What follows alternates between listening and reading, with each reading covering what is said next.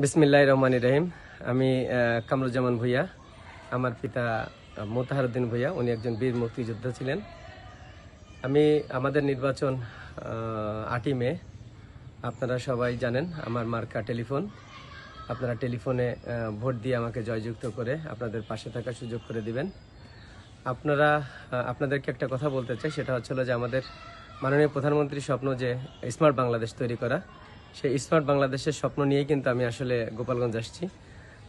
আমাদের যে বেকার ভাইয়েরা আছেন, শিক্ষিত যুবক ভাইয়েরা আছেন, তাদের কর্মসংস্থান করা এবং তাদের নিয়ে কাজ করা আমার মূল লক্ষ্য। আমাদের আসলে উপজেলার যে কাজগুলো আছে, যে 16টা অবকাঠামোর উপরে ভিত্তি করে কাজগুলো করা হয়, তার ভিতরে আপনারা জানেন যে নলকূপ স্থাপন, রাস্তাঘাট নির্মাণ, পয়ঃনিষ্কাশন।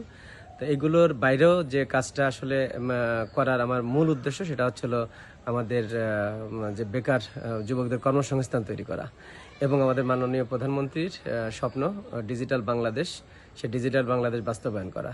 তো আপনারা আমার পাশে থাকবেন, আপনারা আমার কাছে থেকে আমাকে কাছে রাখার সুযোগ, আপনাদের কাছে রাখার সুযোগ দিবেন। আমি চাই আপনাদের পাশে থেকে আপনাদের সেবা করার। আপনারা সেই সেবা করার সুযোগটি দিয়ে সবাই টেলিফোন মার্কে ভোট দিয়ে আমাকে জয়যুক্ত করবেন। সবাইকে ধন্যবাদ। আসসালামু আলাইকুম। জয় বাংলা, জয় বঙ্গবন্ধু।